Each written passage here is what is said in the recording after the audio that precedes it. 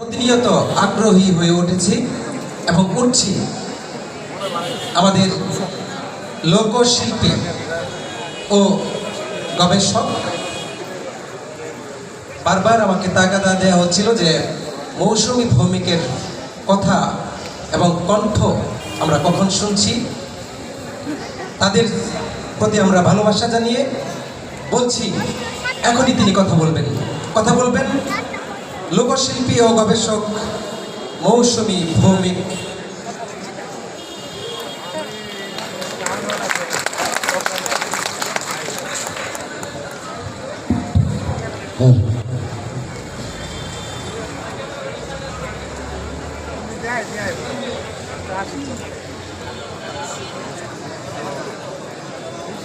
Number দিয়ে দাও।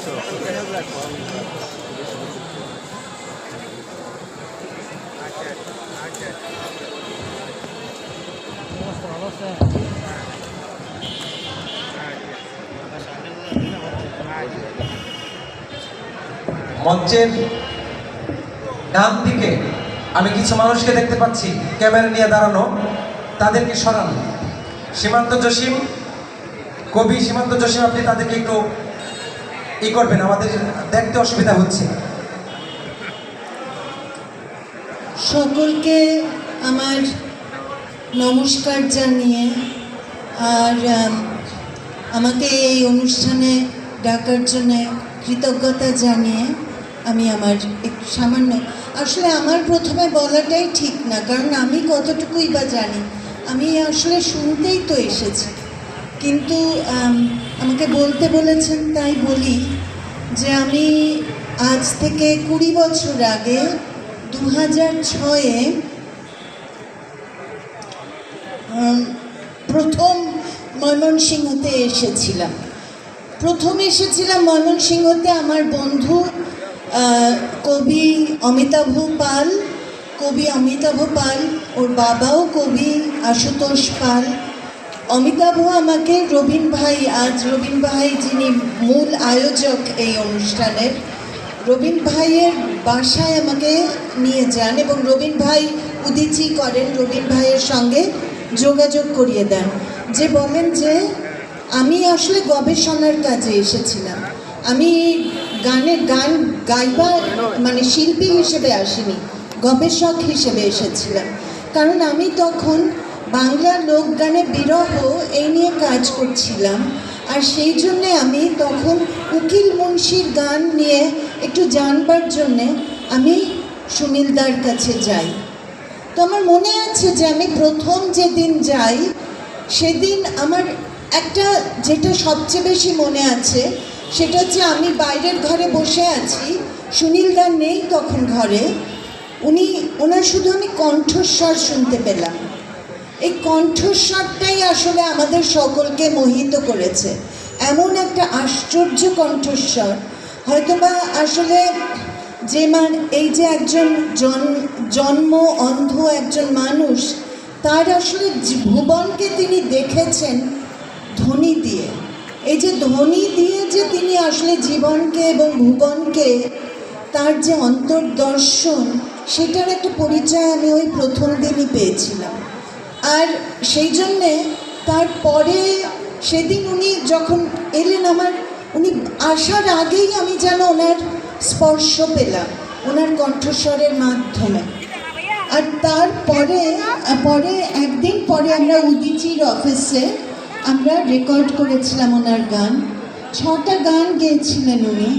আর সেটা খুবই আশ্চর্য সুন্দর একটা মুহূর্ত ছিল। খুব সম্ভবত তবলায় ছিলেন মনে হয় যিশুতোষ বলে কেউ বোধহয় ছিলেন, বা যিশুতোষ ছিল কিনা নামটা আমার মনে নেই। আর রবীন্দা বাজাচ্ছিলেন মন্দিরা, আর সুনীলদা গান গাইছিলেন হারমোনিয়ামে।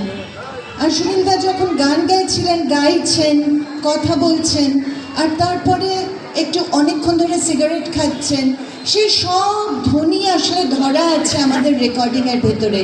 সেটা অপূর্ব সুন্দর, সেই কথা বলতে বলতে গাইছেন, আমি ওনাকে জিজ্ঞেস করছি নানা প্রশ্ন, আর উনি তার উত্তর দিচ্ছেন, আর আমি একটু একটু করে শিখতে পারছি। সেই রেকর্ডিং আমি আজকে শুনতে আজকে আসছিলাম আসলে পথে আমি যখন আসছি আমি আবার সেই রেকর্ডিং শুনছি আর ভাবছি যে সুনীলদা একটা আশ্চর্য গল্প বলেছিলেন যে উকিল মুন্সির কথা বলছেন। উকিল মুন্সির কথা বলতে গিয়ে বলছেন আমি তাকে দেখেছি বলছেন।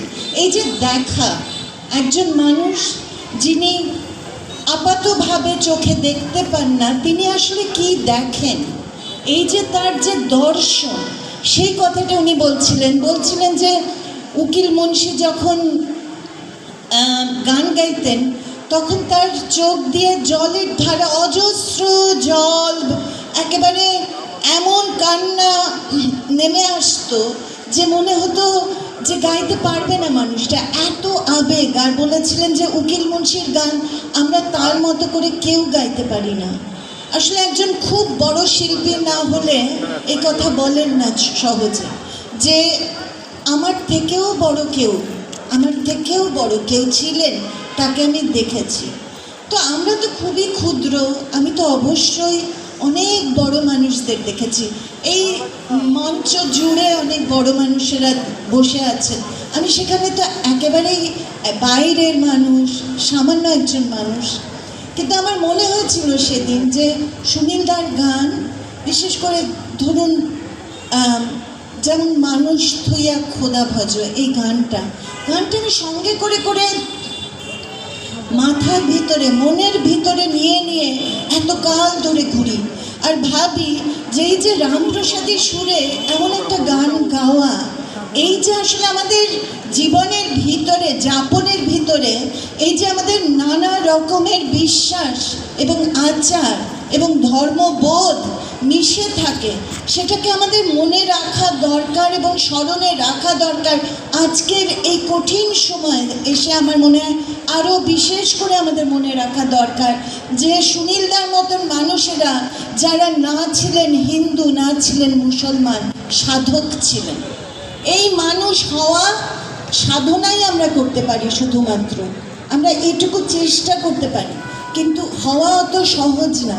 সেই জন্যই সুনীলদার অন্ত্যেষ্টিতে সব রকম আচার ছিল এবং মানুষকে মেনে নিতে হয়েছে। সেটা গোড়ামি দিয়ে আসলে কোনো মার্গে পৌঁছানো যায় না। খুব ক্ষুদ্র থাকা যায়, কিন্তু কোথাও যদি আমরা যেতে চাই, এতটুকুও যদি আমাদের সাধারণ জীবন থেকে এতটুকুও যদি উত্তরণ চাই, তাহলে আমাদের একটুখানি কোথাও নিজেকে বড় করতে হবে, উদার হতে হবে।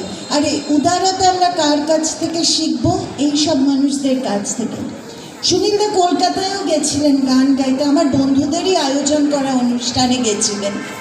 তখন তিনি অনেক গান গেয়েছিলেন রবীন্দ্র সদনে আমাদের। কিন্তু আমি আসলে ভাবছিলাম, আমি আজকে শুনতে আসছিলাম আর ভাবছিলাম এই একটা এত সুন্দর গান আমি না ঠিক মতো গাইতে পারি না, কিন্তু আপনাদের মতন পারি না, হ্যাঁ, তাও একটু চেষ্টা করছি। যে উনি গেয়েছিলেন এই গানটা, আমাদের সেদিন শুনিয়েছিলেন, সে গানটা এত অপূর্ব যে আমি তার থেকে 2-4 লাইন গাইছি। যে পূবেতে উদয়ের ভানু, পশ্চিমে ডুবিবে গো, পশ্চিমে ডুবিবে, অমাবস্যা রাতে নিকে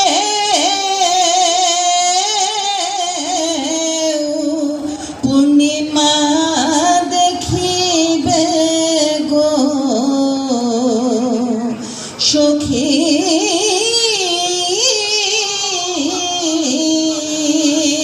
তোরা শূন্য কি করিবে,